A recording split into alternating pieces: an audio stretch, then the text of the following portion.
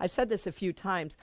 Jesus came and struggled, as the Bible would say, in those 40 days in the wilderness. He struggled with his own challenges and his own seeming demons.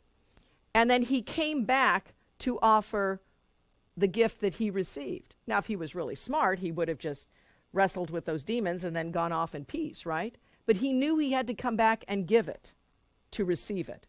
And the same thing is true for us. We may find our moments of peace. We may go away on retreats or meditations, or, and grab that peace that we want. We may say, I want to live in the wilderness and not be around all the challenging things of the world. But unless we come back and bring this gift to everyone, if everyone is not at peace, we are not at peace. I think so many times in our own lives, we feel that way with our families and our friends. We want to bring that moment of peace to them. And so we take our time in meditation and we take our time in prayer, and then we come and we offer that. Not necessarily, as I said, in words, but in the knowing of who and what we are. And sometimes our family and friends don't always accept our gifts, right? But we are the gift. We are that awareness. We bring that. And sometimes miraculous things happen and we begin to see those great changes in people, even though they seem to act no different to themselves. They still do the same actions, but we feel peace in the midst of it. Have you ever felt that? Yeah. Where they're still doing what they're doing, but we don't feel that way anymore. And that's because we found a center within ourselves. We found our identity, and we bring that with us. Even in the message of Jesus, he brought that centering to many people, and he was able to help people, but there were some that did not and could not hear his message. And what did he say? He said, they're not ready for it. One of his famous statements is, if people are not ready, dust off your shoes and walk on. Don't, I'll say it like this, it's a terrible thought, but cast your pearls before swine.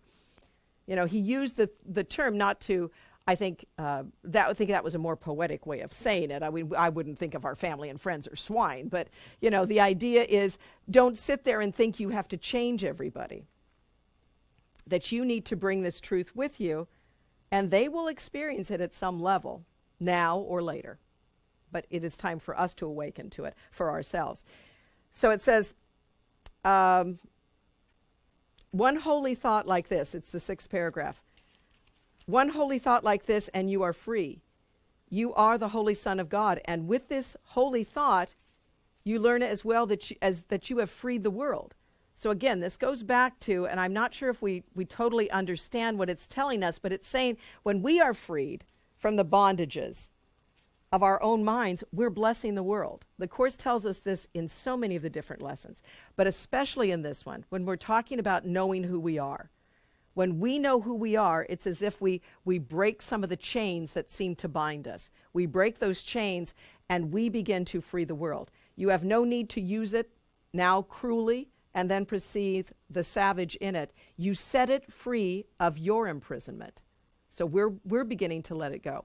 You will not see a devastating image of yourself walking the world in terror, with the world twisting in agony because your fears have laid the mark of death upon its heart. Now, that's pretty dramatic, isn't it? It says, be glad today that we do not have to walk in this kind of suffering and pain anymore. That we know within us the answer. That we know that when we know the power of God that abides within us, we no longer need to sit here and look at pain and suffering. That we can let hell be undone, as it says there. Be glad today how very easily is hell undone. You need but tell yourself, and this is a powerful statement, I am the Holy Son of God himself. I cannot suffer, cannot be in pain, cannot suffer loss, nor fail to do all that salvation asks. What an empowering statement, but what a conundrum in our minds. Because how many of us still suffer? How many of us feel pain? We do not know.